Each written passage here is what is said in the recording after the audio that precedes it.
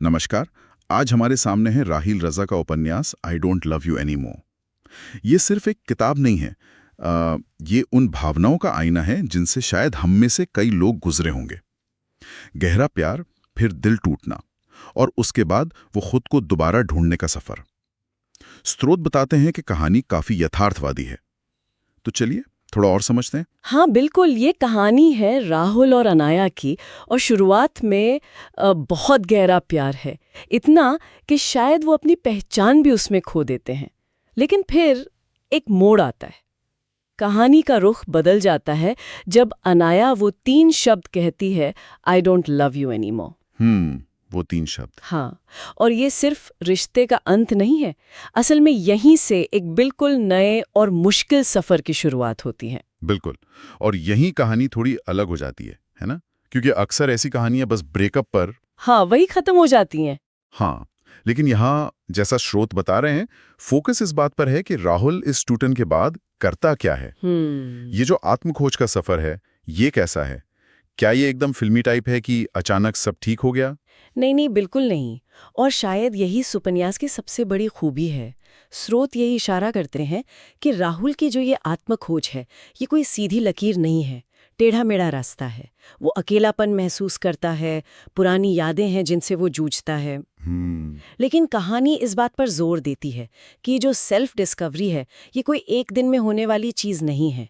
ये तो रोजमर्रा के संघर्ष, छोटे छोटे बदलाव, उनका नतीजा है। हो सकता है वो कोई नया शौक अपनाता है, या शायद पुराने दोस्तों से फिर से जुड़ता है। अच्छा। हाँ, ये छोटे छोटे कदम ही हैं जो उसे धीरे धीरे अपनी वो खोई हुई पहचान वापस पाने में मदद करते हैं। ये बहुत जरूरी बात है। मतलब कहानी ये नहीं कह रही कि वो प्यार गलत था, नहीं, बिल्कुल नहीं। बल्कि ये कि शायद प्यार में खुद को पूरी तरह से खो देना वो ठीक नहीं है। स्रोत यही कहते हैं कि उपन्यास दिखाता है कैसे राहुल धीरे धीरे ये समझता है कि उसकी अपनी पहचान, उसका वजूद सिर्फ उस रिश्ते पर टिका नहीं था। सही कहा। वो अनाया के बिना भी पूरा है। या हो सकता है। बिल्कुल। और यहीं पर ये जो शब्द है ना, आत्मसम्मान, आत्मप्रेम, ये सिर्फ किताबी बातें नहीं रह जाती हैं।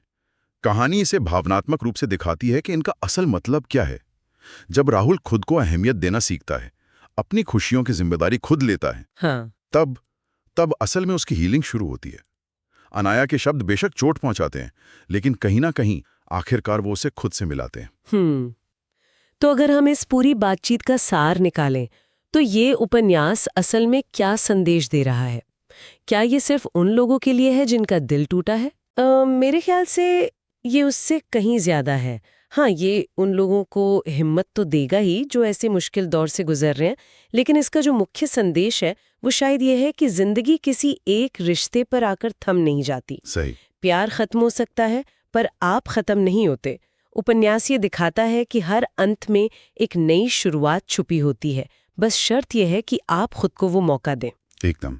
और ये जो आत्मखोज की प्रक्रिया है, जैसा आपने कहा, वो कोई एक बड़ा धमाका नहीं, बल्कि छोटी छोटी जीतों का सफर है। ये जानना कि आप अकेले भी काफी हैं, शायद यही सबसे बड़ी जीत है। बिल्कुल। और लेखक का जो भावनात्मक अंदाज है, किरदारों के अंदरूनी संघर्ष हैं, उनके जरिए पाठक इस सफर को महसूस कर पाते हैं। और यहाँ एक सोचने वाली बात भी उठती है जो शायद पाठकों के साथ रह जाए। क्या? वो ये कि जब कोई रिश्ता टूटने के बाद अपनी आत्मखोज करता है, तो क्या वो सिर्फ अपने उसी पुराने स्व को वापस पाता है जो खो गया था, या फिर उस अनुभव की आंच में तपकर एक बिल्कुल नया, शायद पहले से ज्यादा मजबूत स्व बनाता है? ये एक विचार करने लायक प्रश्न है।